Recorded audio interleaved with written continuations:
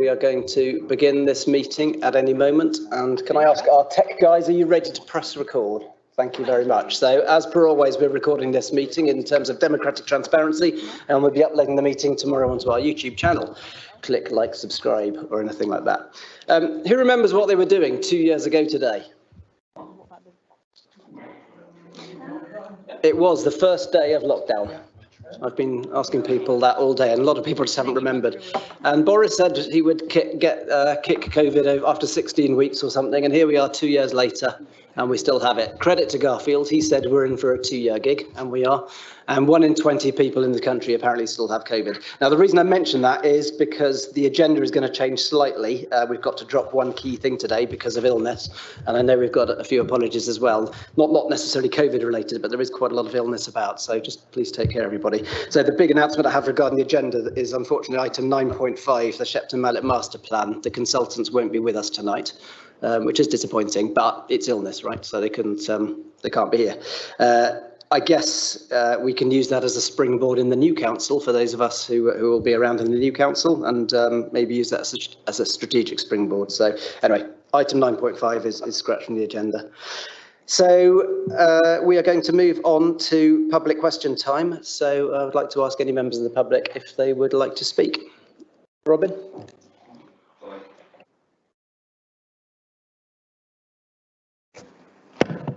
Oh gosh, that wasn't a good thing, was it? Lovely, thank you, Chair. Apologies for reading from a script with my reading glasses on. The neighbourhood plan, as you know, isn't on the agenda tonight, and as you know, myself and Matt, long-standing members of the group, trying to get it through. I spoke to Matt earlier, and what I said to him was I'd like a volunteer in any other business to propose that the council take a vote just to reconfirm their support for the neighbourhood plan, taking it through to referendum. I think this is important, that this council continues to use some of its last actions to continue to support the neighbourhood plan, and obviously by voting you'll then pass that support on to the newly engaged council in May, and then they will obviously be able to take that as your lead to continue with the regulatory process, which, as you know, is moving forward at Mendip. So if anybody feels inspired to volunteer to propose that in any other business, that would be fantastic from our point of view, those involved in the neighbourhood plan. I just returned from Birmingham, which is why I'm a little bit washed out, where I've been seeing some family and also working on what will be my summer engagement of volunteering at the Commonwealth Games on the field of play. I would like the new council, and for those of you that stand and get elected, and hopefully that's many of you, that maybe this council can use the Commonwealth Games to engage with the existing clubs and sports facilities in the town. And obviously we have a representative from the Bowls Club here tonight, and bowls is an essential part of the Commonwealth Games, and maybe foster those links with the sports club that we have in the town, and try and harness some of that buzz that there will undoubtedly be with Commonwealth Games, because obviously it's the first time it's been held in this country for quite some time. Regarding the quadrennium,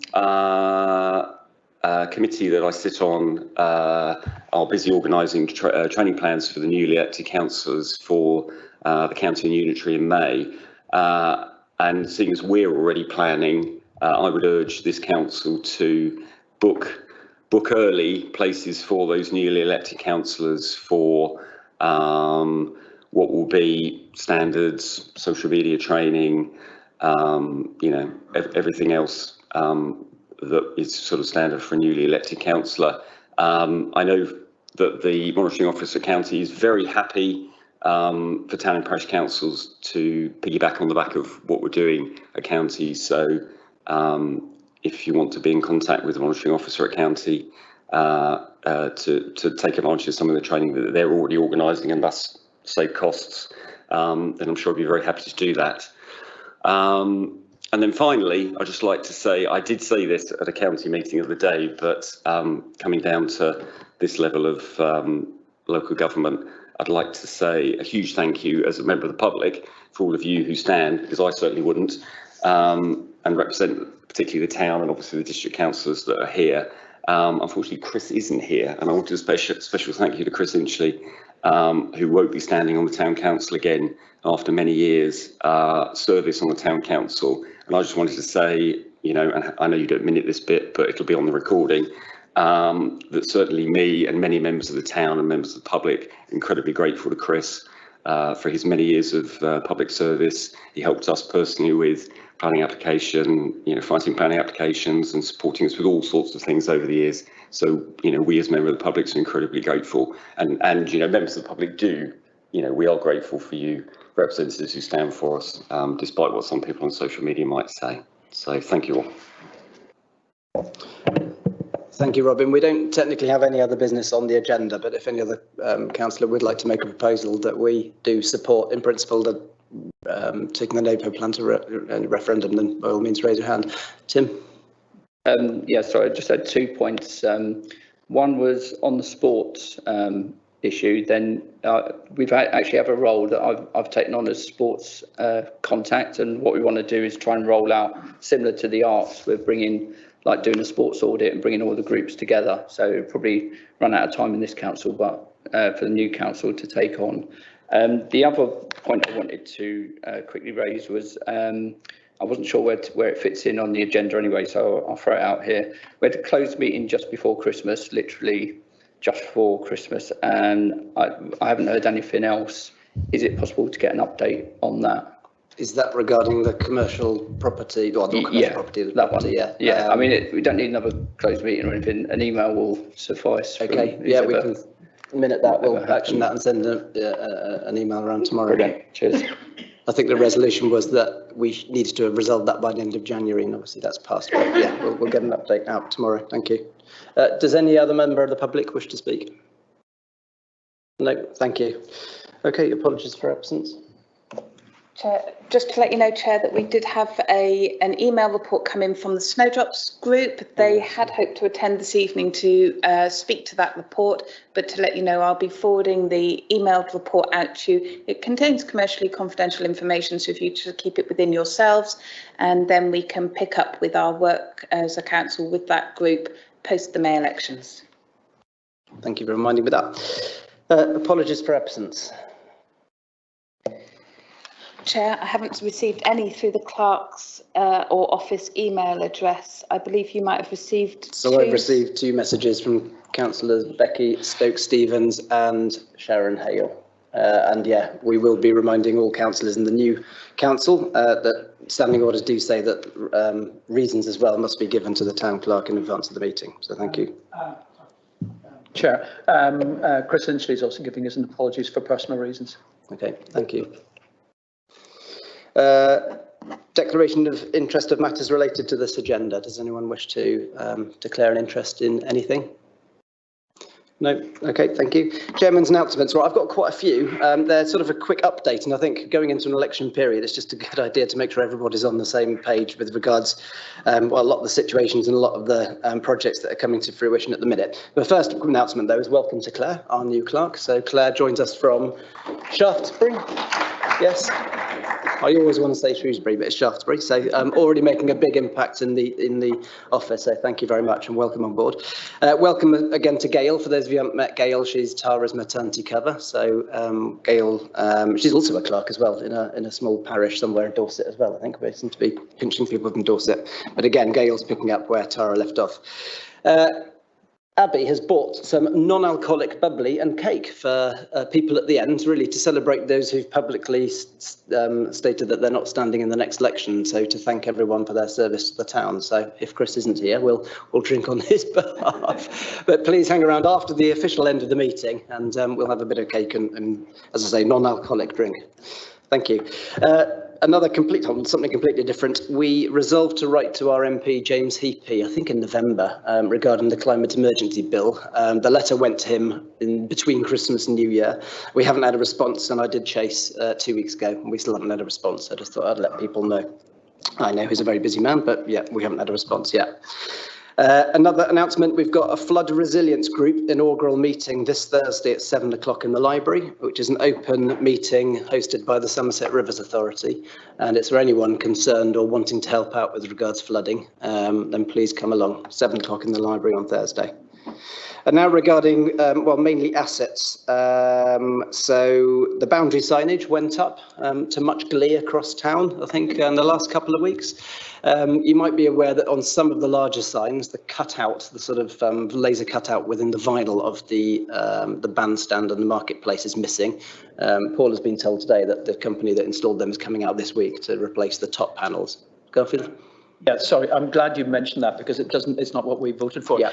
The bandstand's in exactly the same position. The bandstand is filled in as well. And I'm glad we're dealing with it because in a sense, you know, we signed off on something and I think they look great. And actually, I've had a couple of people asking about, you know, including some councillors asking about chimneys and things like this. I'm half kidding, but the thing is, I've also had people, and it tends to be in a sense younger people in the town, who basically said it's just so fresh, and they've said very nice things about it. So I think we've mostly got it right. There'll always be someone who feels it's not quite right, but I do think that we should be pleased with the result. But I'm really glad we're dealing with that because I think it is part of what we put through, and in a sense, the market cross is a very important part of our, if you like, our heritage, and it's downplayed a little bit. But clearly, the bandstand is not a solid object. It's not a kind of bell tower. It's a bandstand. But thank you. I'm glad we're dealing with it. It's a manufacturing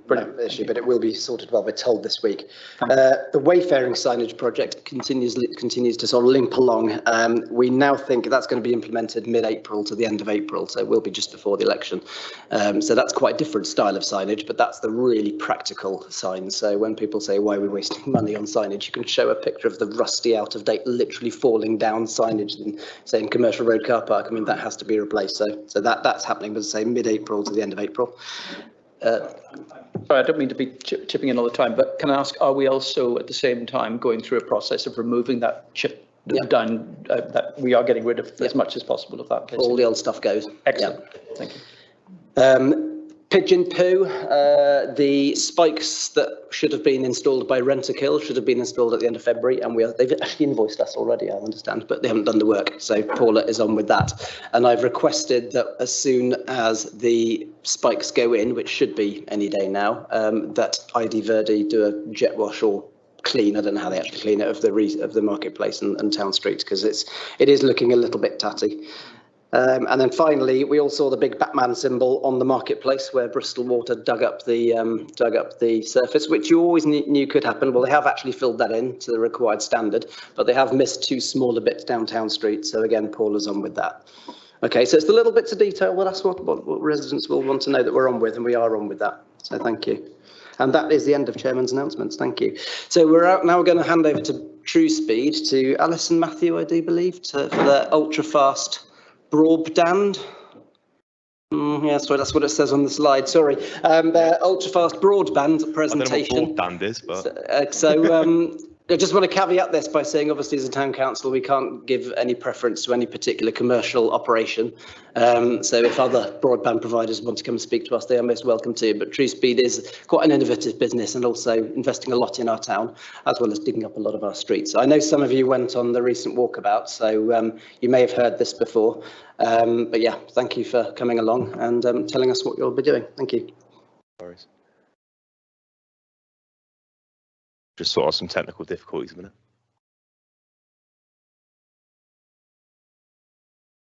Perfect. So good evening to you all. So as Matt alluded to, we are from True Speed, and unfortunately we're the reason you're potentially probably late for a lot of things around the town because we've been digging up the roads. But we're just sort of here today to talk to you a bit about who we are and what we're doing in Shepton. So just as a quick overview of what we're going to talk about. So firstly, we're going to talk about our story from when we began to now. We're going to talk about who we are today as a company, and we're going to talk about our community first approach, our build rollout, which some of you who went on the network walk with us a few weeks ago already know. But for those of you who didn't, if you look in the leaflets in front of you, it does detail that briefly as well. And then afterwards, we will have a Q&A session if you have any questions. So just a bit of background about us.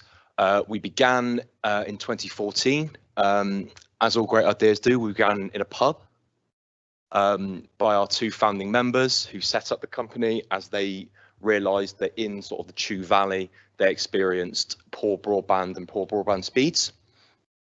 It was then funded by those two and then funded predominantly by locals and their neighbours as well, who chipped in. They then, 3 years later, had investment from Aviva, who invested £75 million into the company to kickstart it. And then we began build rollouts across the southwest, which was led by a 30% demand. We then started building on our first major site, which was the City of Wells in 2019. And in 2021, we won Employee of the Year for the West Business and Community Awards. Also in 2021, at the back end, we had our build approved for the town of Shepton Mallet. And at the start of this year, we had a further £100 million investment from Aviva. So who we are today. So that image that you can see on there details sort of where we are with our service and where we're coming to. So predominantly a lot of Chew Valley and the southwest, stretching from Porter's Head, which was more recent, sort of just past Weston-super-Mare. We are largely growing quite quickly across the southwest area, and we are launching a wider and more inclusive range of products and services to benefit more customers. With our product, some of you may know, we do guarantee our speeds, unlike other companies such as Sky, BT, Virgin, for example. So what they will do is they will run their fibre cable to the cabinets on the side of the road, and then we'll run copper wiring from there to your house, which is then shared between up to 150 properties in what's called a contended service. What we offer is an uncontended service, so we run our own fibre to the cabinet, but then run another fibre line directly into your house, so it's your own dedicated line. We are a local company as well, so we are head office based in Bath, and a lot of our staff, all of our staff actually, work in the office in Bath or from home. So you're guaranteed to speak to a local person with that local knowledge. So moving on to our community first approach. So we're focused on building long-term partnerships with the communities we're building in, hence why we're here today. And we are also focused on connecting public schools and local community hubs for free, and also providing that connection for life as well, so they would never have to worry about the cost of their broadband again. We also look to provide local sponsorships to sort of local clubs, for example, so rugby clubs, and also events. So, for example, in Shepton Mallet, we are looking at the Collett Park Day to get involved in. And in the long run, we are working with each area to leave things as we found them. So hopefully we don't dig up the road like Wessex Water did. So I'll just briefly touch on this as it is in front of you as well. But as you can see on there, we hope to start, or I've already started, in March, starting in Bowlish. And then we hope to have all of the work built in Shepton Mallet by September, ending at Croscombe.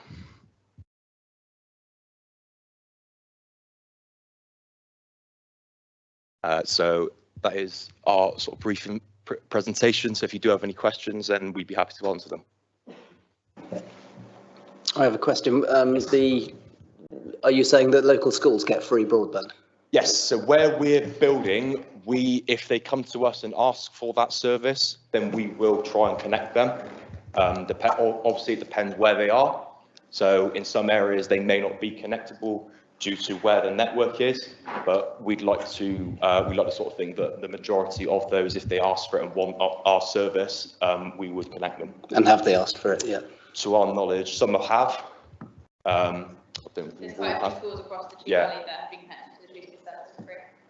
And that's primary school and secondary school. We only have one secondary school here and 4 primary schools, I think, but yeah, it's okay. Yeah, and it's worth searching as well. We'll connect up with the community hub. Again, as long as it's on our network, if there are hubs around it that are connected, then it means it's very likely to go on network. And we would connect that up as well, just again, to give people a chance to experience the service. Thank you. That's the only question I had, I think. Thanks. I've got a few questions. I'm maybe rattle through them basically. Just wondered what government financial support you have. I'd just be interested to know.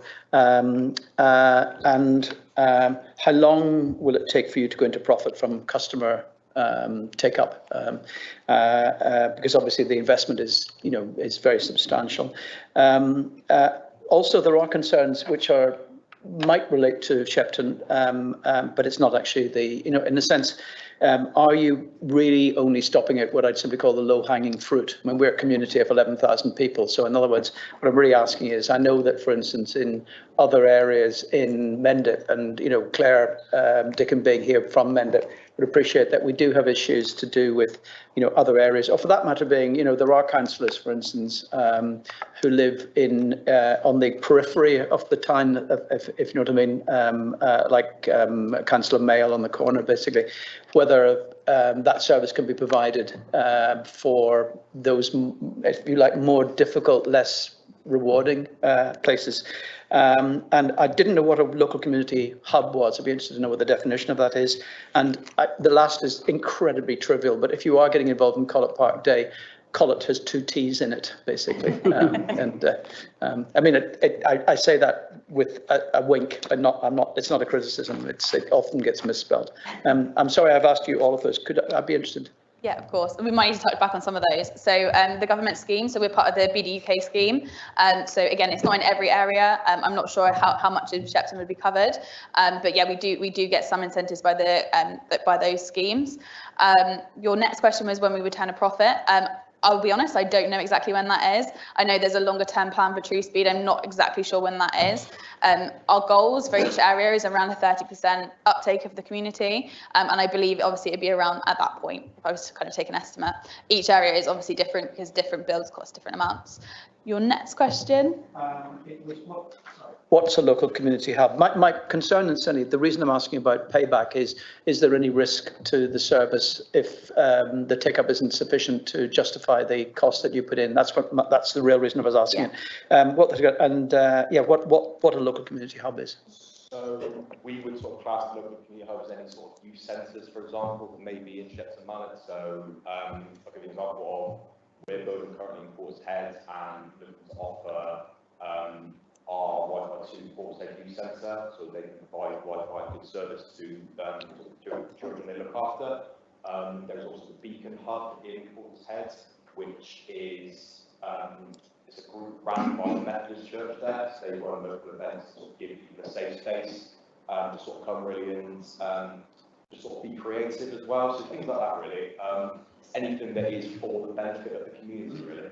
Yeah, there's a whole range of them. Again, most of them tend to be village halls. That's again a really good place if we're hosting parents things there as well. But again, that can be discussed. It is normally just one, but on the odd occasion, again, they will be open to those conversations. Back to your BD UK question. Again, we have had some areas that aren't covered by that, and that isn't an issue. That we do continue to the build, whether we are able to get that or not.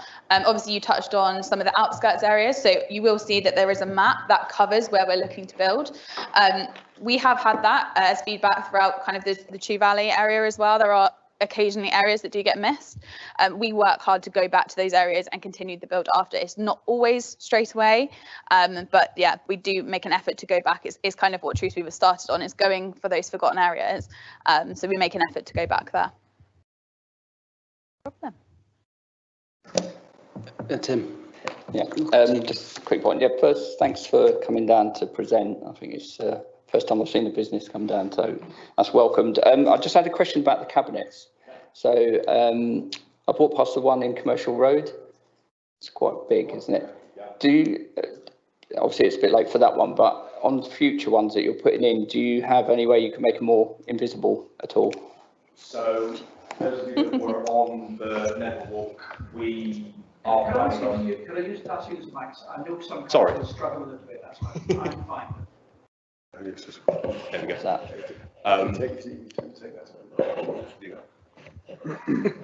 It's a little bit strange, but you know, for those of you who were on the network walk, so our planning sort of manager said we try and hide them where they sort of won't look out of place. The one on Commercial Road is sort of one of those exceptions, because that is the main cabinet for the whole of Shepton Mallet.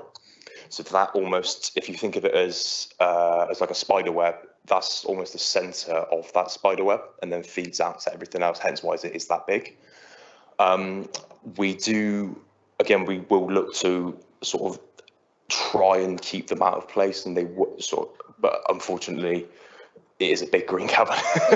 we do take feedback on it. So again, we have had the odd occasion where we have had to move those cabinets because it didn't work for the community. So again, it is definitely, if there is any issues like that, flag it to us and we'll see what we can do to kind of make it work. Neil, did you have a question? Might be nitpicking, but when you say public schools, do you mean private schools or all schools? So that it doesn't include private schools.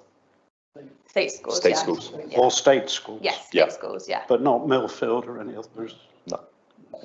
No, yeah, it's just yeah. Martin? Yeah, I think just keep back onto this cabinet issue. It's not the size of the cabinet, it's where it's been located. Yeah. So it's actually located more or less in front of the town's Jubilee flower bed, so a formal location. So there's other cabinets in that area which are set back against the wall. Okay. So it wouldn't take much consideration to work out that's probably about the worst place you could have put it.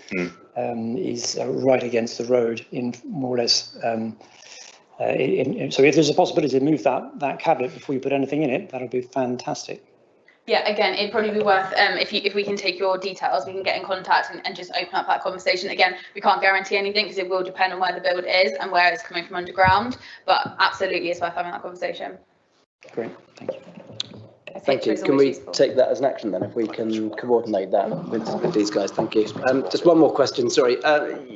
Just back to the school thing. I don't want sort of you to have an offer to say, oh, we'll connect all schools for free, but they really don't know about it. Yeah. And I know schools are very busy places. Is there something we can do, or have you had experience of other town or parish councils helping to coordinate the schools asking? Because sometimes schools just don't know that they need to ask. Yeah, so that's sort of our job at the moment, really, is at the demand of the school. Again, like you said, if they don't know about the offer of that, that's something we may have to get out either through you guys to feed down to them, or to feed from via ourselves directly to them as well. It's part of our plans as well. It is our plan as well to try and get everybody connected, that can get connected really in the schools. We're looking to roll out a longer term plan as well, as to roll out exclusive offers to the parents of those schools. Again, working with them to get the school connected and then roll that out as well. So absolutely, we'll be working with those schools to make sure they are aware of it.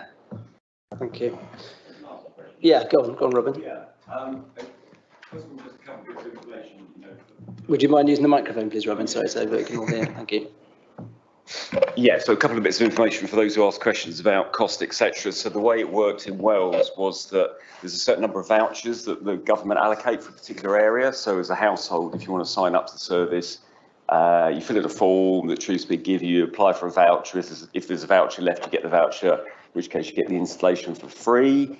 If there isn't a voucher left, then you have to pay for it, and it's about 100 and something quid or something, isn't it?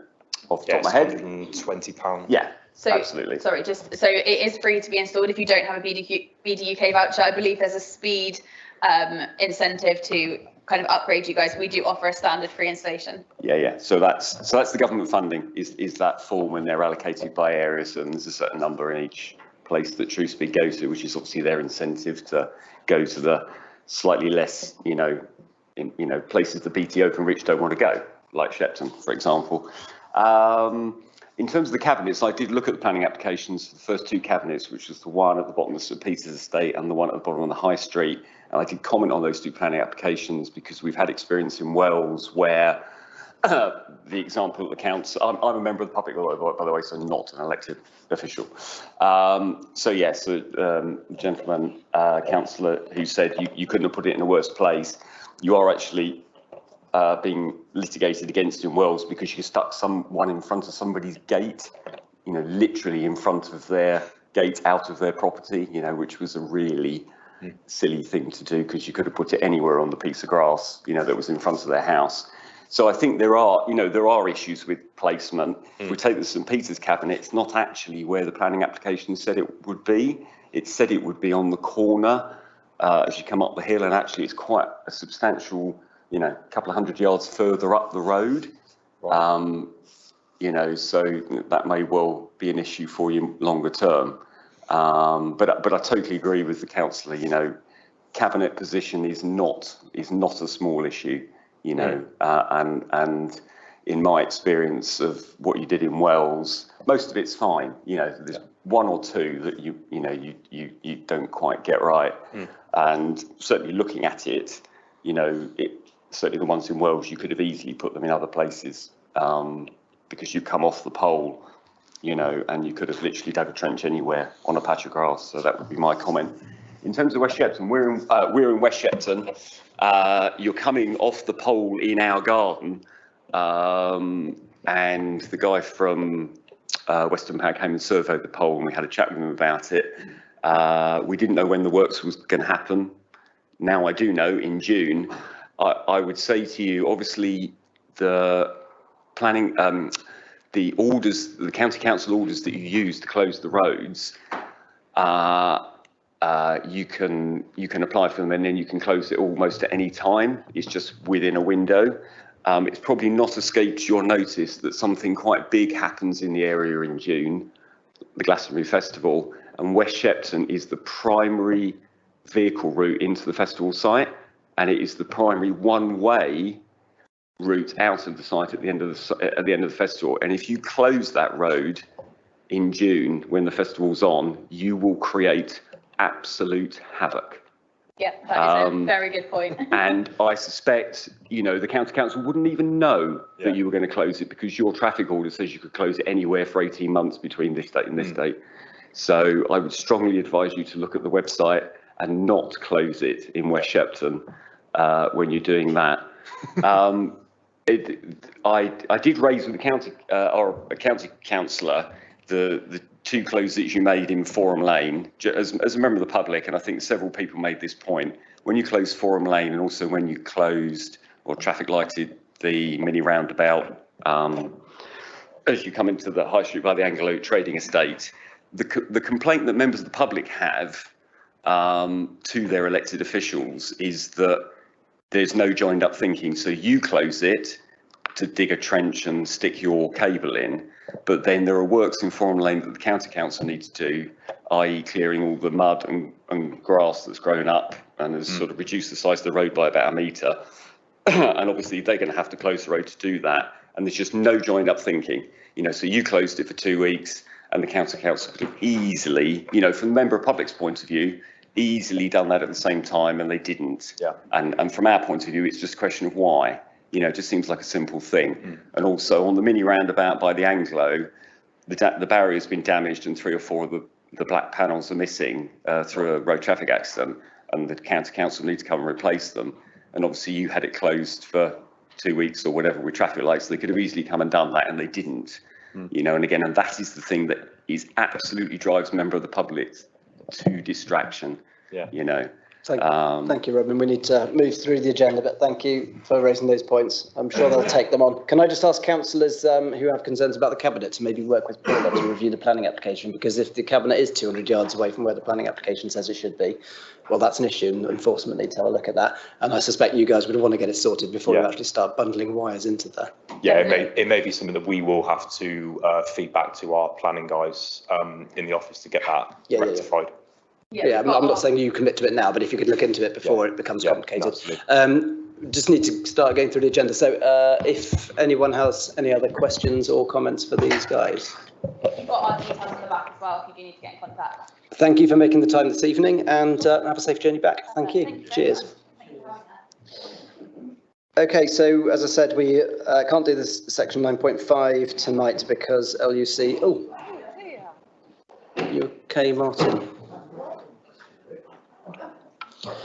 I'd already announced that news, so it wasn't that breathtaking. You're right. Right. 9.6 update from the policing team. So we've had the report through. Would anyone like to comment or ask or any comments on that? No, I would like a comment made, please. And I requested it last time. We used to get a little bit of data from the police, nothing, not War and Peace. We just used to get a little chart showing how many crimes were committed the previous month and what type and what it was year on year. If a resident asked me right now, is crime increasing or decreasing in Shepton, I can't answer that. And I think we should know. So if you could ask the police to provide just some top line data, that would be really, really useful. Thank you, Paula. Thank you. Sorry, Claire. 9.7, update from the Somerset County Councillor John Parham. We've also received that report. John Parham isn't here. Any comments on that report, Tim? Yeah, I just noticed that Shepton Mallet only appears once in the title, and I'm just wondering if we can get a bit more from what county is doing with Shepton at all. It's great about Yeovil and the 10 million aerospace, but I kind of think, you know, there's nothing much here that adds to the conversation. You know, that was the only observation. I don't know. Okay, thank you. Yeah, we'll minute that. Thank you. Any other comments regarding that? No, thank you. Update from Mendip District Councillors, 9.8. Yep, Garfield. I'm going to add one tiny thing. I'm sure you've read it, but 40 more councils have now been affected by nitrates and phosphates. And to be honest, it increases the pressure on the UK government to act and not dump this downstream onto local government. I mean, I'm portfolio holder in that for that area for planning policy, and the frustration is we're being asked to do something locally, which has got absolutely national implications. And as far as it's concerned, it's being dealt with at the wrong place. It should be dealt with by national government. I mean, one of the things that I feel quite strongly about is that, you know, we're worried about the levels, quite rightly. And I don't want nitrates and phosphates pouring into the levels and actually causing efflorescence and actually killing off the other species. But the fact is that Froome doesn't feed into the levels, but why should their rivers be affected by phosphates and nitrates? You know, it's a national problem. It's not confined to our SSSIs, it's confined to the whole country. And it's a genuinely large problem. And rivers, I don't know if anybody knows the Wye Valley, but in the Wye Valley, you know, the upstream part of the Wye Valley along the kind of the Welsh border, the river is fresh as a daisy. You go downstream and everything is covered in a kind of a grey sludge because of chicken farms feeding in, and it's, you know, we're killing off our rivers and therefore our wildlife, and it's not just the levels that are being affected. It's a national problem, and you know what I'm really saying at Mendip is to try and kick this upstream, because we can't deal with it locally. We're all local authorities are all falling over themselves to try and do something about this willy-nilly, and we need a national policy. Okay, thank you. Any other comments or questions there, Tim? Yeah, so I just had a couple on this. So first of all, there was a bit about transfer of assets, about that's going to be a problem with staffing. Now, looking at the Mendip committee meetings, I noticed there's quite a few cancellations. Asset group this month, audit group, scrutiny board, asset management, cabinet. Is that to do with the staff are transferring over now, or is that to do with the elections, or is that COVID, or what's... It's not. I would say it's not so much COVID. I think the first two, it's definitely having an effect. There are real staffing. The staff is being stretched to the limit, and I just point out, you know, the amount of money that's actually costing to make the transfer. It's actually Somerset County Council are investing £26 million to do this transfer, but the fact is that at Mendip level, and I mean it'll apply to Sedgemoor and to the other districts as well, we're not being compensated for the transfer costs. So in fact the 26 million is only part of the cost. There is a substantial cost to the ratepayer for the district to shut itself down, which is not being picked up by anybody else, either by government or by Somerset Council. So it's quite an expensive exercise. And the problem is that not we, but the officers are doing their best not to actually raise those costs further by backfilling. And it means that the staff are stretched beyond anything reasonable, in my opinion. But anyway. Okay. Right, thanks for that. Yeah. Okay. The other point was I was just trying to get my head around post-election. what the setup is going to be. So we're going to have the shadow councillors. So at some point we may have 4 Mendip district councillors, which are the same now, 1 Somerset County councillor, 2. Who's John Parham? John Parham is not standing in this division. He's standing in Mendip South. So we don't know. I mean, I've got some ideas, but I don't know officially who's actually standing. Oh, so that's what. So there's 2 shadow unitary ones. So John Parham's that has been deleted. Though. John Parham is not standing in this division. He's not standing in this ward, and this ward is Shepton and Croscombe. Yeah, so it's 6. Is it? But the thing that will happen is that you'll have 4 district councillors, which have already been elected, who will carry on right the way through to May 2023. You will then have weirdly you're electing. There was 55 councillors at present in Somerset County Council. So what they've decided to do, without actually redrawing the lines, is to double up. And members of the public, trust me, are very confused by this. Is just to have 2 councillors in each of those divisions, because it's just maths. Yeah. The government is talking about trying to reduce the number of councillors down to possibly less than 80 in a redrawing of lines.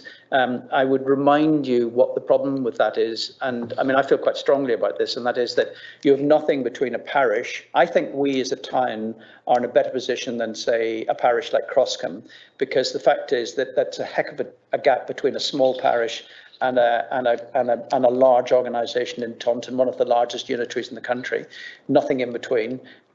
We probably, by raising, and I mean, it's not a popular thing to do, but we raised the precept by 10.1%. But the fact is, if we do not have the power to have the staff on board to actually handle our own affairs, we will get forgotten, and people like Froome and whatever will simply take the prizes. And you know, and you've done sterling work on this, you know that the business of trying to get asset transfer, it's not easy because the staff aren't there in Mendip to do it. But the fact is, some of those assets, you know, there's an element of land grab. I mean, Somerset County Council its finances are shaky. The finances of the districts, and I'm including a Conservative, I'm not making a political point here, which is Sedgemoor, the finances of the district are stable. And therefore, there's an element of trying to pull those assets into an overall authority. And make no mistake, that's not necessarily a good thing, I'm afraid. So I wish it was. I wish I could actually, you know, sell it better. So, yeah, so we're going to have 6 representatives at the higher for tiers. 1 year. For the next year. So it's Correct. Critical in that year then. We get updates from yourself and Chris in the past, but we need to get updates from all the councillors and the 2 new ones. So maybe rather than being reactive, that we wait for them to send us, maybe we have some sort of pro forma that we send out, and then we can sort of gear it to more what we want from them, sort of rather than them telling us sort of what they want to. Does that make sense? Yeah, I think it's a very good idea. Yeah, maybe. Yeah, just sort of push the conversations more our way. Okay, so what would be on the pro forma? Just I'll leave that to the new council to discuss whoever's standing. Chair, I would say that what I think that basically the statement that, you know, it needs to be relevant to the patch that we're in, if that makes sense, and not just, I mean, if it's a box ticking exercise, which is kind of what you're saying, and instantly Councillor Parham has in the past provided reports which have direct relevance to us. I'm not actually criticising them across the board, and again, I'm not making a political point, but the fact is, I think that report is full of irrelevance to us, and I think the criticism is valid.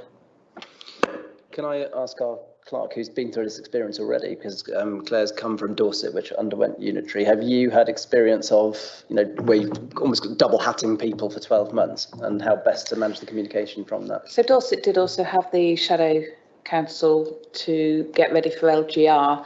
The communication that you have here at Shepton Mallet from your tier authorities is far clearer and relevant than what we had encountered at North Dorset. That's not to say that other Dorset areas were the same, but I noticed an improvement once LGR completed in the communications, which I hope is of some heartening news to you.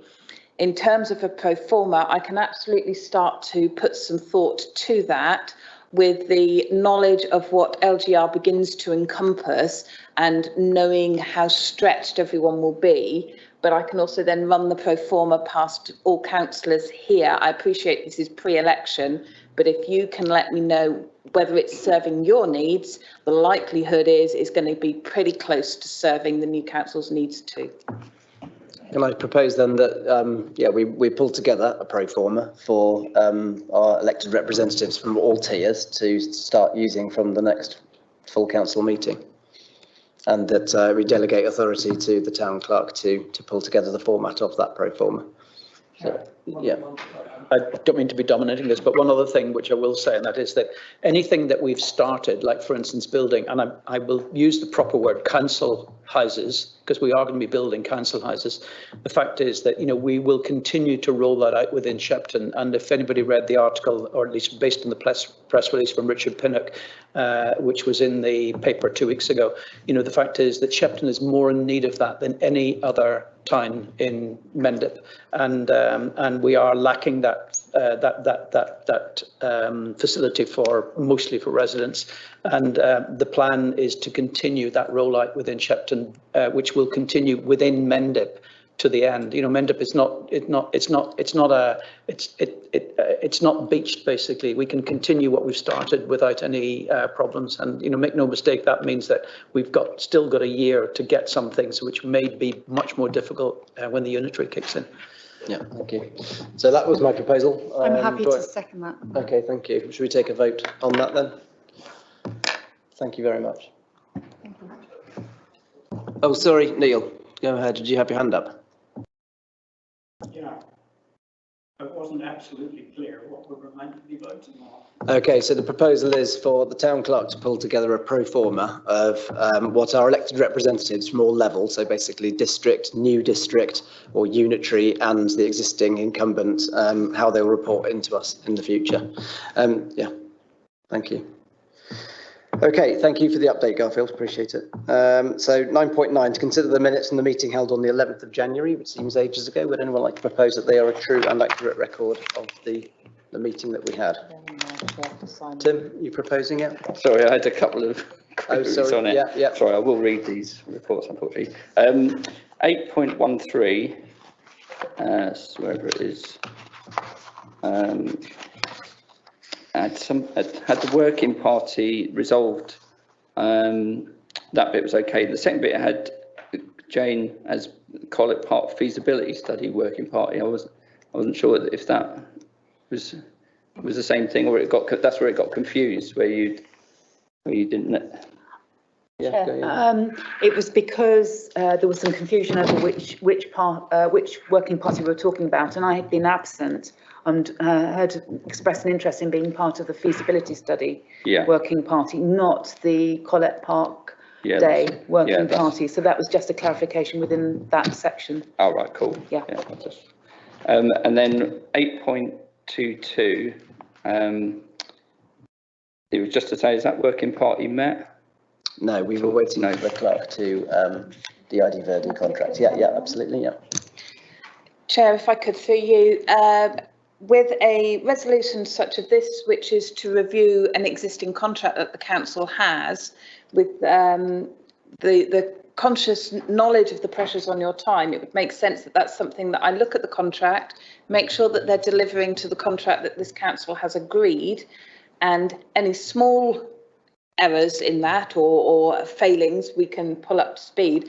And then if there are more significant failings, or if it's just not doing what this council had anticipated it would, even though it's delivering what we've asked them to do, then we can look at renewing it. So if you're happy, it would occur to me that it's quite a significant piece of work for a working party, which is probably simpler for me to pick up. Okay, yeah, I'll come on to you in a moment. There are definite concerns from some councillors that they are not delivering what we would expect them to do, and that we thought we were entering into a resource-based contract, which they're not delivering on at the moment. And basically, they're just pulling guys down from Bristol on flatbed lorries to ad hoc work on the town. And I'm not sure if you're aware, I can brief you later, but Mendip has rolled out the ID Verdi contract. They've rolled it over for another 12 months till the end of the this session at the moment. So we were going to look at the opportunity to potentially serve notice on ID Verdi, obviously within the contract timescales, and review it from then. So yeah, we can pick up separately on that. Garfield. Yeah, I was just going to point out that the original ID Verdi contract, which was attached to the Mendip District Council contract.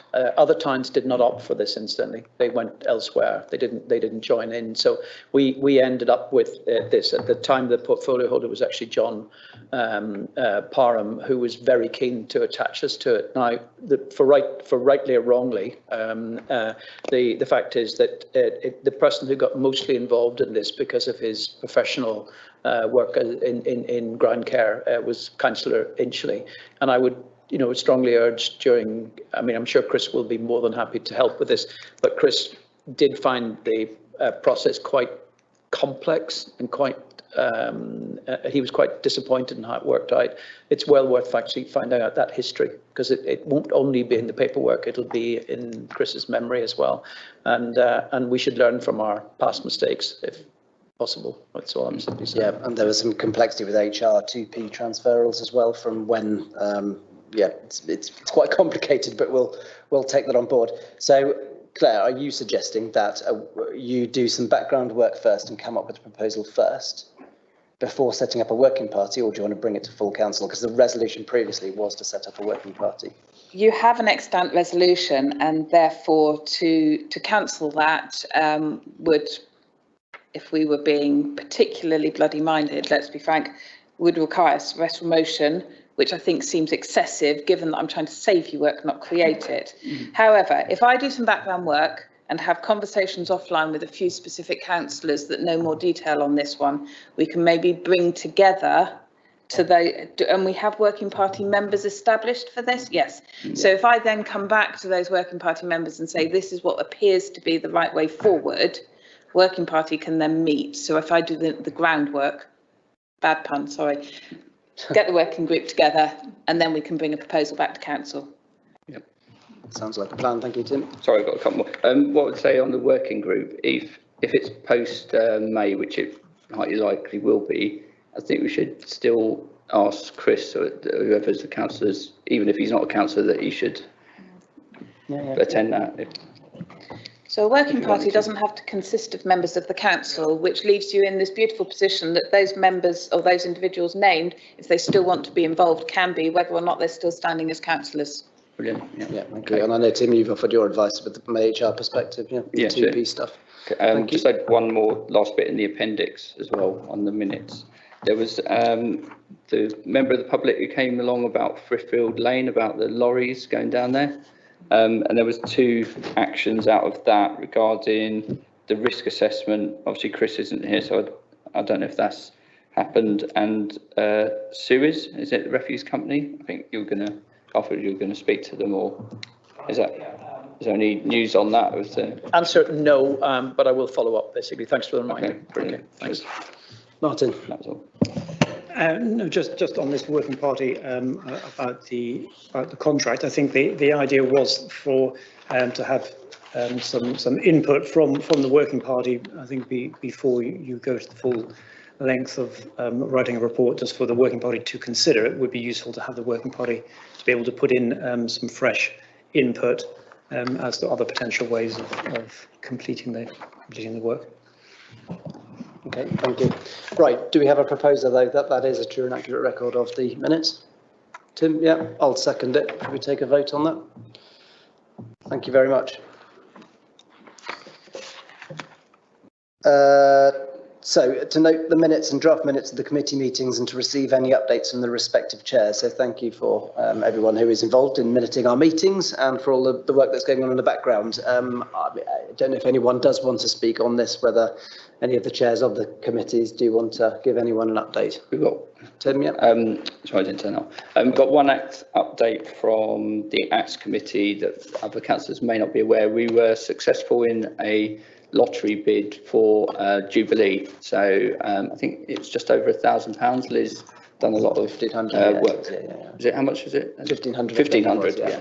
So that's going to cover the plans that Martin has been working on for the Jubilee with Barton West, which is really good news. So thanks to Liz for that. And remind community groups that the community grants deadline is what, 8th of April, soon. So yeah, if people want money, then let them know. Yeah, Garfield.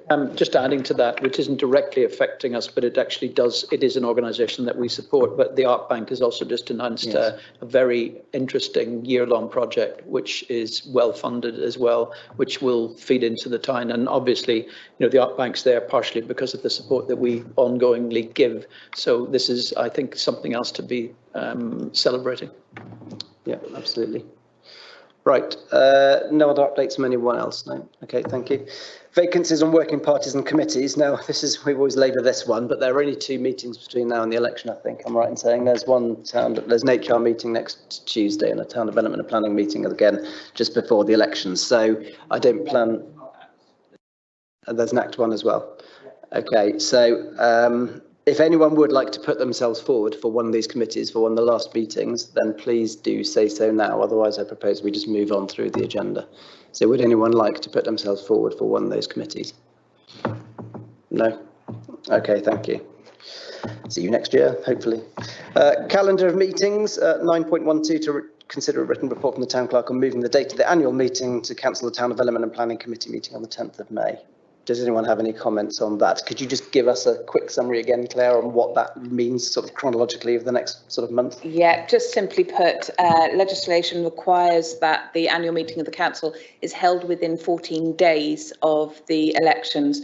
So that means that the original scheduled date of the 24th would be too late. So moving it back by 1 week to the 17th means that we're within that 14-day period and it doesn't bump anything else. And the only other thing that I would ask then is that delegation is given to the office to deal with any planning applications that come in during that time. We notify you by email, we take your comments on board and submit them under delegation. Thank you. Yeah, Martin. Chair, I was just wondering, I'd like to offer the office some service on that. You may wish to have some opinion about local knowledge about some of the plans that are coming up, and I should be okay at that time to assist and come into the office to go through them if that would help. But, thank you for the offer. Yes, I think everyone would recommend Martin as our planning point person. Okay, thank you very much. Right, calendar of meetings, Innovator Award update. So Councillor Stokes. Sorry, just vote to accept changes to the calendar. Yeah, okay. Well, I'll propose that that we do that. So Neil seconding, was it? And should we take a vote on that? Thank you. Tim, are you voting or not? Yes. Yeah. Okay. Thank you. Right, the Innovator Award. Councillor Stokes-Stevens isn't here today, but an hour before the meeting I did have this update that I will read out. So the Chamber were approached by the Town Council to be part of the Shepton Mallet Town Council Innovator Awards. In January's meeting, the Chamber agreed the business awards are a great idea and that any opportunity to work with the Council is good. It was suggested that spring would be ideal time to enable the Chamber to have time to integrate with the Council and promote the awards to all new businesses as there is a growing Chamber membership. The Chamber is happy to co-brand the event and will have both logos and all publicity. It was proposed that the public will be encouraged to vote in the finalists across social media using the expertise of the Town Council and its ability to organise online competitions, and that the finalists will be judged in person by the chosen judges. Roger Saul, one of the Showering family, were proposed as judges given their local connections, hugely successful businesses and impartiality with the Chamber. The proposed categories are new business, hospitality, food and drink producers, retail, manufacture and small-scale production, well-being and leisure, arts, culture and heritage, innovator of the year. Shortlisted finalists will be given a digital banner to share online and a window display decal. The winners in each of the entry categories will receive an award certificate accompanied by a special winners window display decal and a digital banner. The proposed closing date will be the end of April, early May. The judging and the awards will be the May, early June. And Councillor Stokes-Stevens to feed back to the Town Council and report back on the outcome. Okay, so Garfield. I'm sorry, which May, June? We're talking about this year, next year? Yeah, this year, yeah. This year? Yeah. Okay. And the awards would be when? Because that sounds like, you're saying spring, but that sounds like summer to me. I mean, May, early June. Awards will be end of May, early June. Okay, I would propose that we hold this back until 2023. And the main reason is, first of all, we don't want to do it every single year because it stops it being special. We've got a new council coming in with a new clerk, and I think that we've got quite a lot going on. And I mean, first of all, the format of this is down to really the work of Councillor Mayle, who proposed this originally, and with the substantial amount of input from Tara to pull it together. And all I'm saying is that, you know, to get it right, I think that I would prefer us to roll this out. I think it's not it's not necessarily a winter thing, but it's a cheery, genuine spring thing, not rather than a summer thing. I mean, we'd call it Park Day, whatever. And I'm not kicking this into the long grass. I'm actually trying to make sure we do it as well as we did it before and better. I'd just be interested to know what Councillor Mayle feels, because he was the instigator of this and deserves credit for that. Because I think we might be slightly galloping into this in a way that I think it might be better to be next year and get it absolutely spot on right. We got it right the first time, but we had to do quite a lot of work to nudge people to put themselves forward. I mean, it wasn't a passive process. It took real effort. Gavin. The idea initially of the Business Awards was to take us through a sort of a fairly quiet time of year. And I think already the council have got a lot of things going on in those summer months. And I think the initial concept of that would be lost. And I think it's a good, positive thing. It created a lot of enthusiasm around the town. But a lot of businesses, I think, are very busy in the summer months. And I think it's more of an autumn or immediately post-Christmas thing, personally. And I think, as disappointing as it is that we've possibly missed the boat for this year, I think having it in the summer would be a mistake. My opinion is if businesses are far slower in the summer than autumn and Christmas. I think it's nicknamed the Golden Quarter. That's when people are manic. But that's my opinion. And I think Becky's that she's using the chamber to drive it as well. That was her sort of message. Tim? Yeah, that's what I was going to say. I mean, there's a lot of energy around the Chamber of Commerce at the moment. So I think in some ways they're going to be leading on it. We're supporting, really. So all the work's been done in the previous years. So they're not reinventing the wheel. I just think if we don't hold it, someone else will go and hold it in their name, and we'll lose that sort of link with it, which I think it's a good time to do it. There are businesses up and running, but let's celebrate it. You know, if we put it off another year, I don't know, things change again, and there'll be another reason. So I kind of think if Becky's prepared to put in the hard work, which she has done, with support from Gavin, then, you know, let's do it. I don't think it's as big as the previous one that was online by the sounds of it, but I think some sort of awards thing would be great. Okay, well, the agenda item was to receive an update, which we have done, unless there's any sort of proposals versus what is currently being planned. We've received the report. Thank you. Agenda item 9.14, which is top priorities for grants funding officer. So the HR meeting, was it the last HR meeting, we resolved to find a solution to employ a fundraiser, the official resolution is that we would use a consultant.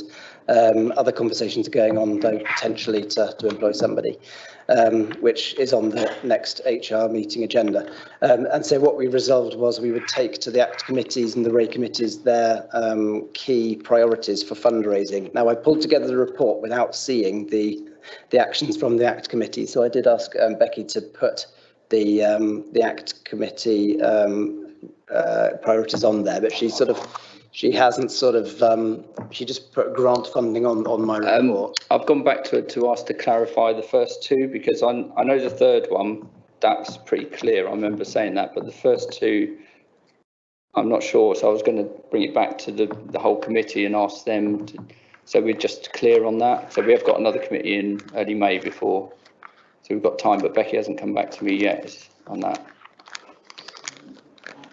The two seem quite close, sort of, in some ways.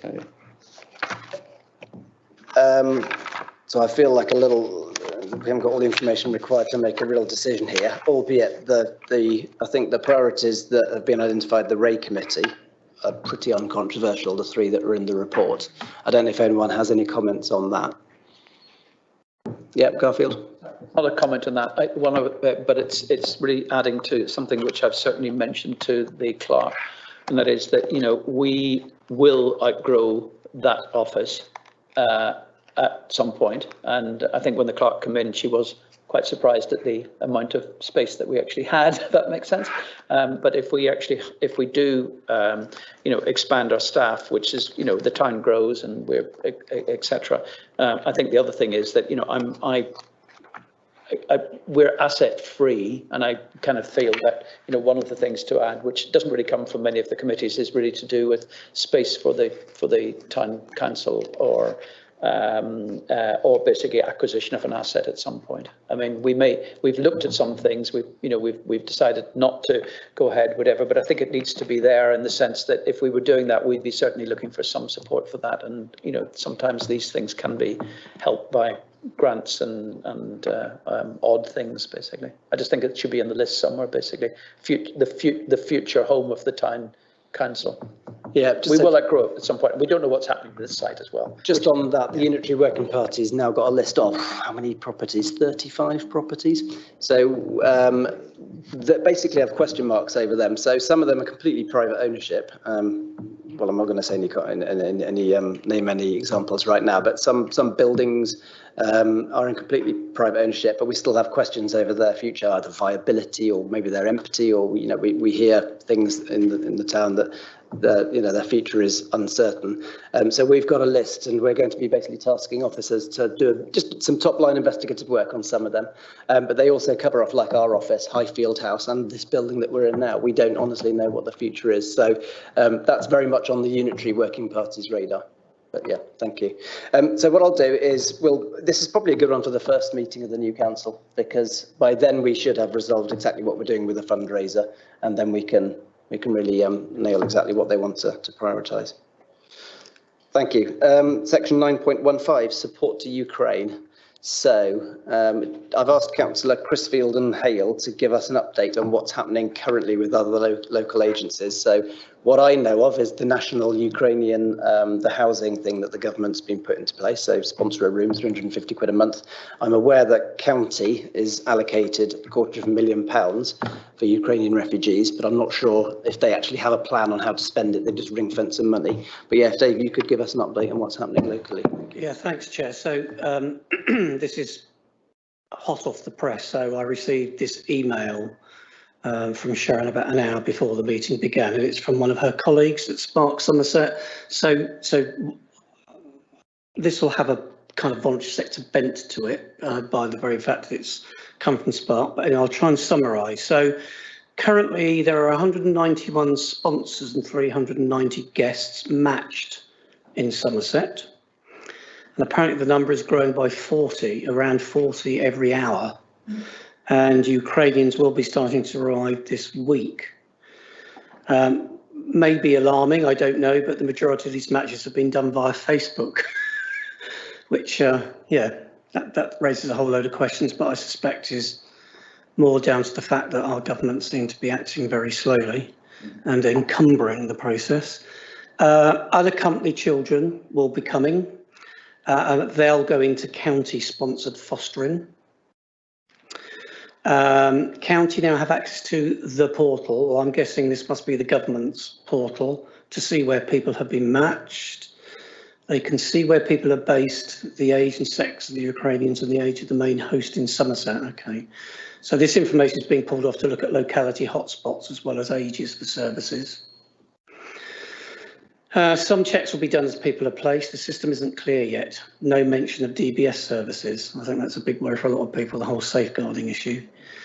Adult social care, children's social care, police and health will all be a part of the checks, and local district councils for rogue landlords. The voluntary sector partners are meeting with the resettlement team, so that'll be at county, probably, won't it? Garfield settlement team. Yeah. Much more likely to be county. Yeah, so they're meeting every week, and the major voluntary sector partners is a Caris, Spark, Taunton Rotary, South Somerset CAB.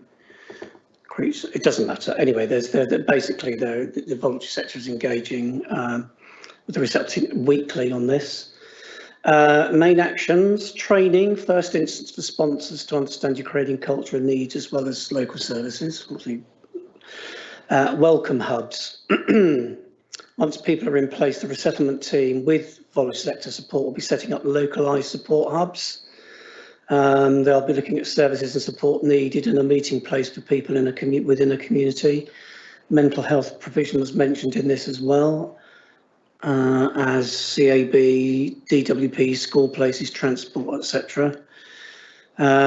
Questions raised about the hubs. Will they need volunteers? Because they're going to need people apparently to obviously support people, sort of practicing English and sort of community connector type roles, and English lessons and translation services to also be provided. There's a website being developed for both sponsors and Ukrainians. This is obviously a Somerset specific website. This will be the one-stop shop for information, advice and guidance, etc. And county are also looking at setting up a bespoke telephone line, a bit like the COVID helpline. Spark have been tasked with mapping provision and resources, including any COVID-19 groups that are stepping up. So there's been a lot of work going on about trying to sort of see this, what the legacy is of the COVID support groups, that they couldn't be involved in other things. So this is clearly one. Isn't it clear exactly what they can do at the moment? Although there will definitely be a role for them in the hubs. This is volunteers. County are limited in what they know and are very much focused on safety at the moment, quite rightly. The training that Caris and Taunton welcomes refugees will be really important for groups like this to ensure they're equipped properly. This should start within the next week. It's quite comprehensive. So Somerset's getting its act together, but clearly, I think some of the deficiencies at the national level are making things difficult. So what do we want to do as a town council? We're flying the flag, and it's been suggested we use our website as a sort of signpost. Garfield? One of the things that that is the case, that there are some, I know I was thinking about this since we last discussed it a week ago, and that is that there are some agencies like the Red Cross who are, unquestionably doing the right thing, if that makes sense. I mean, they're actually on the spot and whatever. It seems to me that it would not be inappropriate for us on the website to provide a link for people who want to contribute that way with the flag on the website. But I think the Red Cross would be the right way of doing it. If we felt that, for instance, from what you very helpfully saying, which is information that I didn't know that you're saying there, which is really, I think it's really helpful. It could be that whatever portal is actually there for the county council, we could also provide a link on the website for that. But it strikes me that ability to contribute, but the business of people wanting to say host a family or help in a direct way, it seems to me the portal to the county council would be the way to get to that. It seems to me that touches the basis, but I think the ability to say to people, that the Red Cross is not, I mean, I know there are other agencies in other ways, but it seems to me the Red Cross is not a controversial organisation. It's on the spot and it's doing, it's been quite significant. That's all. That's all it says. The very last thing I was going to say, as far as Collett Park Day is concerned, seems to me that something in Collett Park Day, we've tried, when Joe Cox was murdered, we themed Collett Park Day on, in a sense, remembering her, whatever. And it seems to me that, I don't think it's inappropriate for us to have an element of, if you like, our support for Ukraine at Collett Park Day. But that's for others to decide, but I would recommend it. Claire's just showed me the Mendip website has got quite a good signpost list of Disasters Emergency Committee, Red Cross, UNICEF, and a list of various agencies. So even if we just replicated that and then used our social media reach to, thank you. Yeah, I would agree. I'd just say I think our function is to signpost to the to the formal structures that are being set up. I mean, I know there are families just waiting to speak. Sorry, Gavin was just waiting to speak. Oh, I do apologise. So it was only a quick point.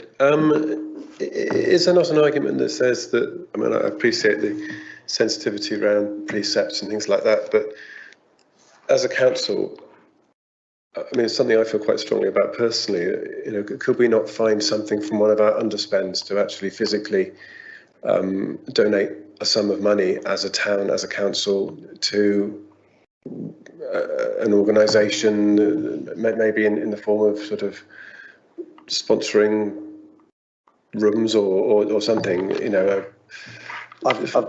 I've had a conversation with Claire about underspends today because we are going to be quite significantly underspend this year. But the problem is there's two reasons why I've been told not to talk about it. Not at this council anyway, maybe wait till next. Firstly, we haven't quite yet closed the financial year. But secondly, because of PERDA, because of the pre-election period, so we shouldn't announce anything new. Having said that, that's an exceptional situation. I can come in with another point that is relevant right now. Go on then, because I was going to say I actually support Gavin's.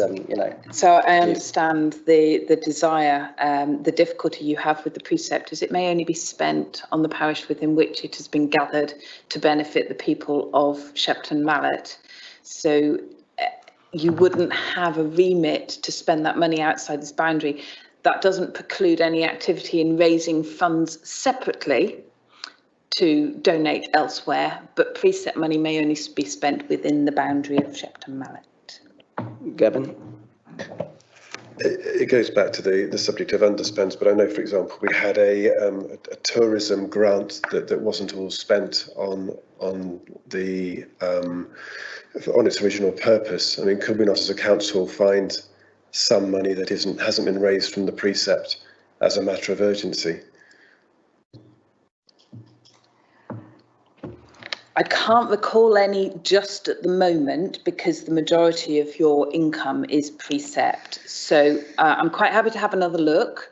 And if there is any means by which we can, I understand the desire, I really do. If I can find a way, I will bring it to you and let you know of it. Because the other thing that you have is if it's not council funds, but council can access grant funding, for example, we might be a conduit to make that help available. Otherwise, I think it is going to be external efforts. Tim?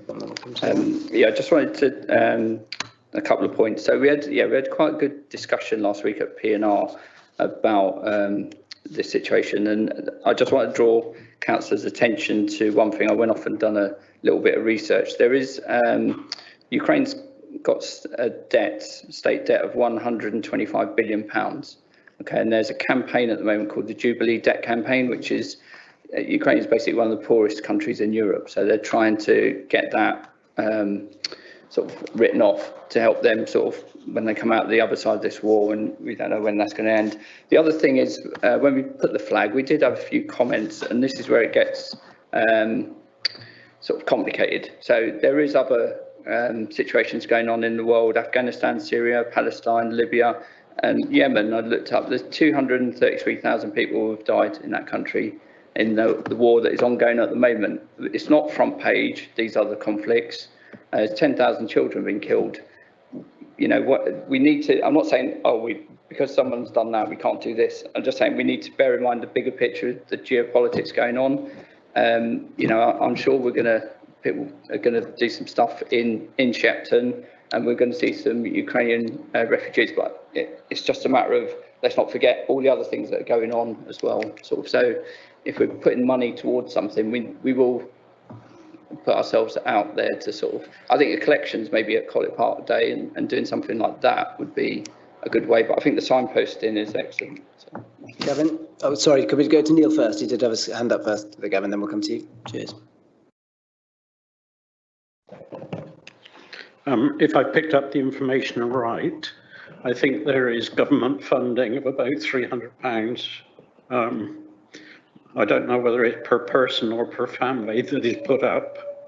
And I don't know whether it's per week or per month, but there is over £300 that is allocated by the government.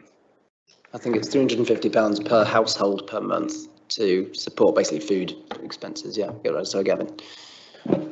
I just think it would be a huge pit. There's 10 million people that are no different to any of us sat around this table now. You know, they are normal people like us, and they are being displaced from their homes for no reason other than they are living in the wrong country.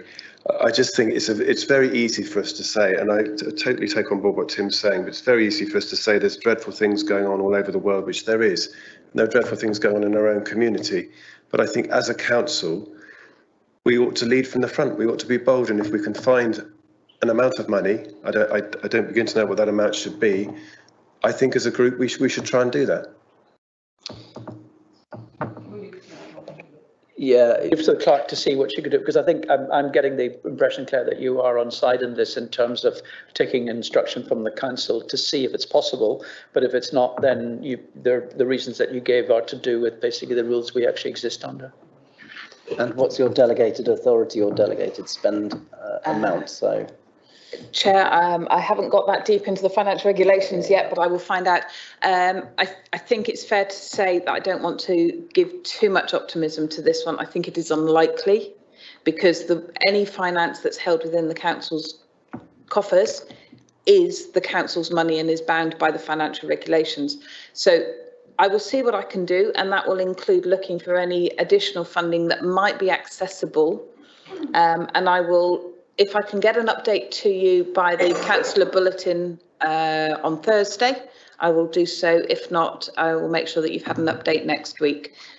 I'll see what I can do. We need to have a proposal there so you understand what to do if you do find some money. Liz is all over the finances there, so she would know first thing. Is she in this week? Yes. Yeah. So if you speak to her tomorrow, I'm sure she would be. So do you want to make a, well, I'll just go around the room again, then we'll probably see if Gavin wants to make a formal proposal. Jamie. Chair, it was just really to echo what you've just said. We can find a pot of money, possibly, but then what do we do with it? We need to have some kind of view about how we're going to use it efficiently and effectively, and to complement everything else that's going on that the voluntary sector's doing, etc. But it may be around supporting individuals within Shepton Mallet to feel comfortable hosting families or finding rooms that are available, but something that fills a gap that's not already being done by the voluntary sector or by county. So I think we've got to be careful about thinking, you know, we've got to get our act together very quickly, but we need to know what we want to do with that money if we were to find it anyway. Yeah. Does anyone want to make a formal proposal then? Can I help shape the proposal based on what I've done? So excuse me for being bold and putting it back to front to you and giving you the proposal to put, but on the basis that I won't be able to spend council money because the regulations don't allow it. What you could ask me to do is to research what other means this council has to support the Ukraine refugees. You can reshape that how you want to do the help, and leave me to get on with that piece of work to whatever the boundaries are that funding or support needs, because it will be outside of the town council's finances. I will be restricted by whatever help it is that I've been able to find and work with. So if you're happy to just leave me to get on do that piece of work, you can delegate it completely to me. Garfield. I'd like to just ask one thing, and that is that I think Shepton people, being what they are, will reach out to help. So therefore, in fact, the spend could well be within our community. And I think that's kind of what you were alluding to, and that Jane was alluding to. And that is that maybe we set aside of a headspace of like £5,000, which is made available, whether it's spent or not. We've done this in the past. Sometimes things don't get spent, but it's made available and set aside for support for local support for Ukrainians that might be coming into our area, which actually then gets around the issue to do with our the geography of Shepton Mallet. But it strikes me that, that in a sense it may not get spent, but think about it. If somebody is actually hosting a family for £350 a month, they could really do with other services that actually surround that. And we may be able to have that as just as a, I don't mean a sink fund, but a fund that's in the background, which can be made available subject to the decisions that we can actually make, but actually have it set aside. It's not just gesture politics. It's doing what we firmly believe is the right thing, and it also encourages people in our community to take that extra step. Okay, thank you, Dave. I just wonder if Garfield or myself are reading each other's minds. I mean, that was a question I was going to ask. If we were going to do something that was Shepton specific, let's wait and find out, if indeed we do get Ukrainians come to Shepton, and then if we do, support an organisation or whatever who's going to be working with them locally anyway, and use the money that way. Because that to me would be, it's no different from us giving grants to other charitable and community activities going on in the town. Can I suggest the officers contact Spark Somerset, so either through Sharon Hale, and she's given me a name, or Zena Pollard as well, who's another member of the community, has been coordinating some stuff, but I don't know what.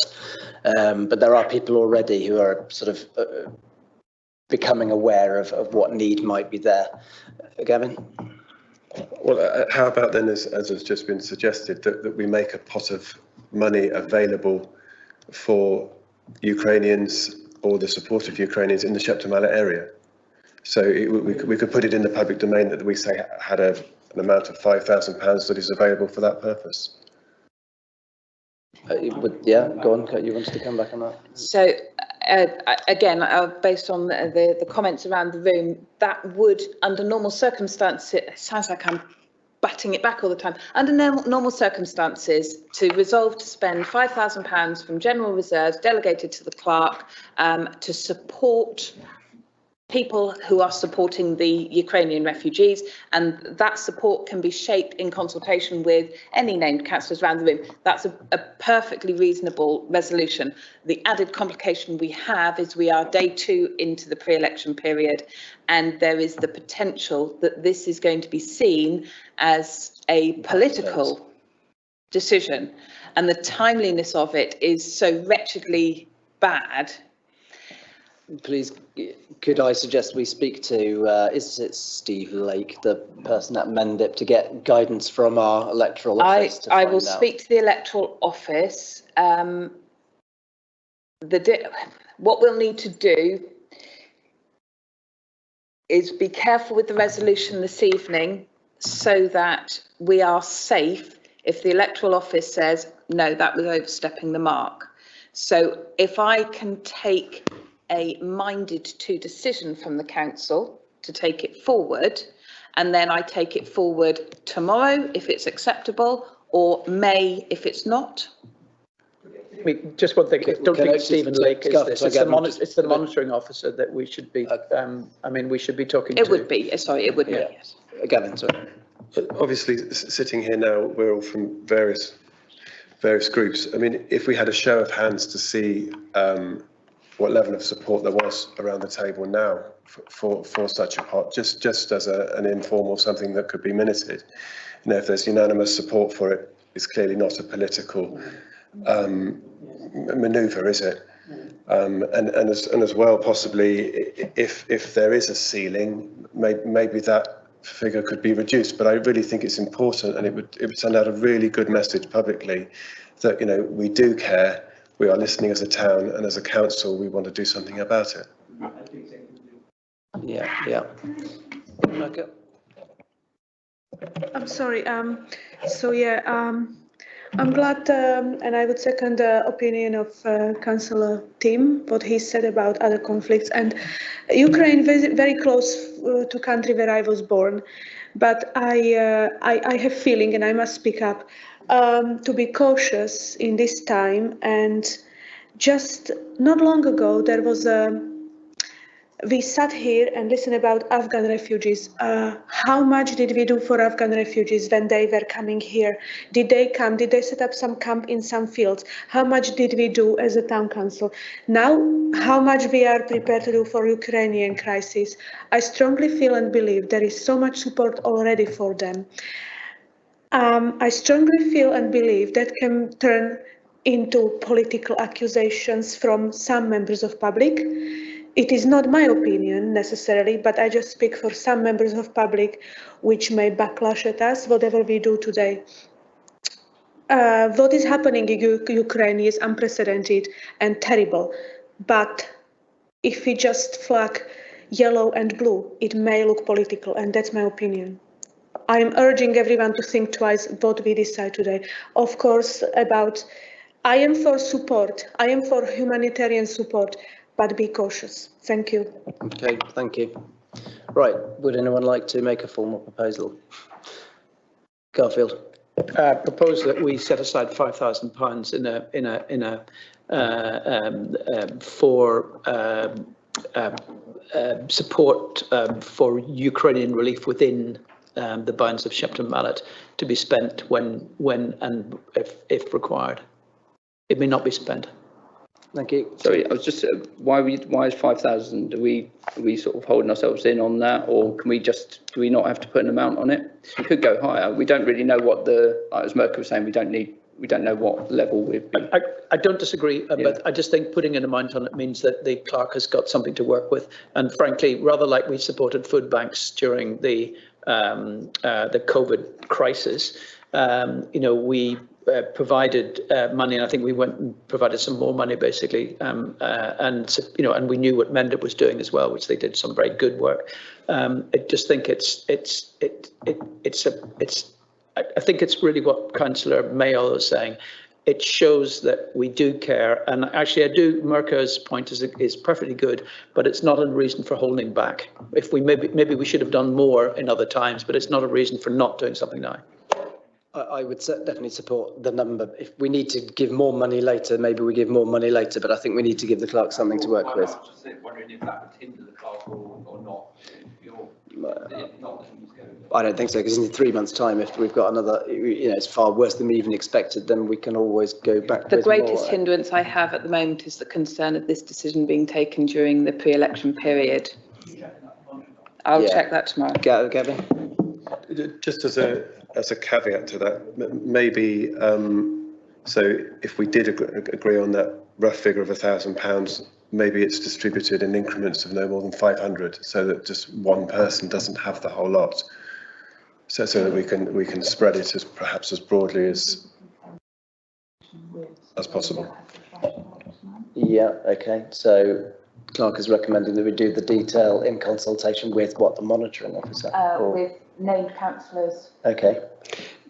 Sorry, just in terms of the language for proposed, it's building what Garfield said. Maybe if we talk about it being used to support resettlement activity of Ukrainian refugees in the Shepton Mallet area, because that keeps it quite broad, doesn't it, in terms of, Before we take a vote on it, I don't want Claire to walk out of here thinking, oh my God, I'm being asked to do something potentially that can bring the council into disrepute. So can you give us your professional, the proposal that Garfield makes, personally I would second, but could you make sure you're happy with the wording, or you said minded to, what was that phrase you used?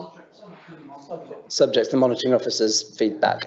Because I don't want us to be brought into disrepute. We're doing the right thing, but we don't want the law to come down on us next week and say. Just say no, it isn't. Yeah. Okay, right, Gavin.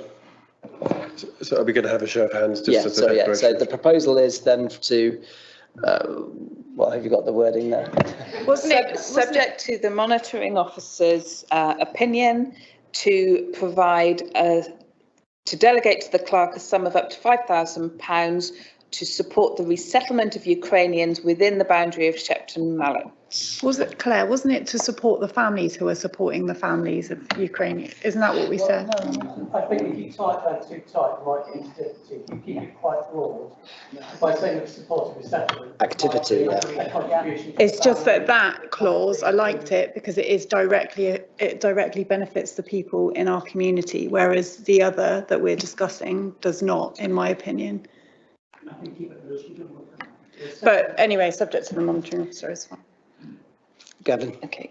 So just one last little point. I mean, just to speak into the point of the PERDA thing, can we have a recorded vote as to who's voted? So get a list of names. Yeah. Okay.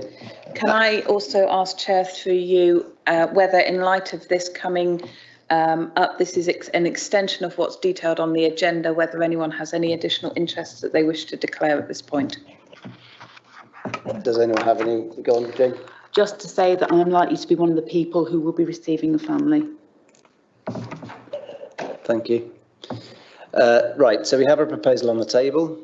I think we agreed, yeah, so with the resettlement activity. Do we have a seconder? I think you proposed it, Garfield, I think so. Seconded by Gavin, and so we'll take a recorded vote. So raise your hands if you're supporting that proposal. Thank you. Okay. I presume I can vote. Yeah, you can still vote, yeah. You accept. So it's Neil, are you voting for, against, or abstaining? Okay, so everyone's for except Neil is abstaining. It's fine. Just make one final point after this. Yeah, are you nothing to do with that vote. Proposal, okay, right. But around the conversation. So just picking up on the points Mercury and myself made. I mean, this sounds like an opportunity then to maybe shape the council's future policy when these sort of war zones, not necessarily Ukraine, okay, today, it could be anywhere tomorrow, that we maybe look at doing stuff and be a bit more proactive. It might seem like, I think you mentioned gesture politics a little bit, but actually I think it's quite good that we could do that, and if it's Afghanistan or anywhere else in future, that we sort of come together and raise it, and sort of, we don't know our community what the total makeup of it all the time, so Thank you. Now, regarding our website, are we all in agreement that we are going to update? So a little click on our website, a button on our website to point to the main agencies. Do we need to do a second proposal for that? I mean, I would propose then that we do put a link on our website, just signposting to agencies regarding the whole Ukrainian crisis. So we have a second for that, Tim. Yep. So should we take a vote on that? Thank you. Cheers. Right, thank you. That was a good discussion. Thank you very much. 9.16, community grants and donations feedback. So to receive and note a report from the responsible financial officer, feedback from organisations who received grant or donation funding from current financial year. Any questions or comments on that? I'd just like to note that really recognise the good work that's going on in our community from all groups. I always though single out two in particular, the YMCA and the Mendip, the CAB. It's brilliant what they do, and I think it's a shame we have to fund them, but we do, and it's good. Can I provide an update on CAB? Yep, certainly. Very briefly, Chair, I just wanted to give you the opportunity to see how the impact of this works absolutely on the ground. So last week we had a gentleman come into the town council absolutely desperately in need of help, and I was able to bring him over to Mendip to start that process with his council tax help.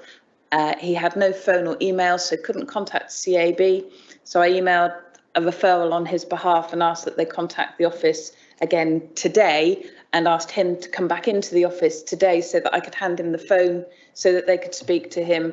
And they spent an hour on the phone to him. We're able to provide him with vouchers for £250 so that he could get cash, which meant that he was able to go and put electric and gas and go and wash. I was able to signpost him to the Salvation Army, so he was able to get food parcels from the food bank. And he is now on an upward trend again with the help that he needs. So we are seeing the very real benefit that organisation and others within the town is able to provide for these individuals. Brilliant, thank you, Claire. Cheers. Yes, well done. Garfield? There is one thing that has happened also within Mendip, and there was some areas of underspend or whatever that have been, it's not a lot of money, but some of it's been put aside to up the support for people struggling with council tax as well. And to let some, you should be aware of the fact that if people really are struggling, council tax can be reduced or avoided. And the funds aren't limitless. In fact, I think the one group in the council wanting to be much more, but the fact is we need to stay within budget, and we were. but there are some funds that are additional funds. As I say, it's not a huge amount, but it's just as Claire was saying, there are some agencies definitely trying to do the right thing. Thank you. Financial position is at month 11, so to receive and note a report from the financial officer on the financial position is at month 11. As always discussed, it's looking healthy. And section 9.18, year-end movement to earmarked funds, so to consider a written report from the responsible financial officer and seek permissions to move underspends into appropriate EMFs as part of the year-end activity. Any questions or comments on that? No, thank you. And then the final thing, Tim's already covered it off actually in his act update. The Queen's Platinum Jubilee event funding. So well done to Liz for applying for that. We got £1,500 ish, I think, from applying to that. So that will go towards the Jubilee event activity in June. So nearly the final thing to say is date and time of next meeting. So that will be confirmed following item 6.12 on the agenda. So the date is 17th of May. And the final thing is a big thank you to everyone, but especially to those who have decided not to stand again as councillors. Thank you for all the service to the town and to the district or wherever you're stepping down from. Join us for some bubbly or some non-alcoholic bubbly and some cake. But yeah, thank you very much indeed, and see you on the other side. Is it okay to ask who those people are? Is that all right? Yep, I guess you can ask. Yep, they don't need to answer. Well, no, but just it'd be nice to. Yeah, if you may ask. Yeah. I just got to say that the two long-serving councillors, obviously Chris Inchley isn't here, but Neil Shern has served us for many years, and yes, yeah, exactly, and I've got to have. In Kristina's absence, and maybe a note from maybe the clerk or the chair. And Bob Champion as well, who's also not here. And Bob, Bob has kind of come and gone before, but the reason he left before was because he was looking after his family. So yeah, thank you. No, well done, everyone. Good point. Incredible. Thank you very much. Right, thank you, everyone. Have a very good evening. Meeting closed.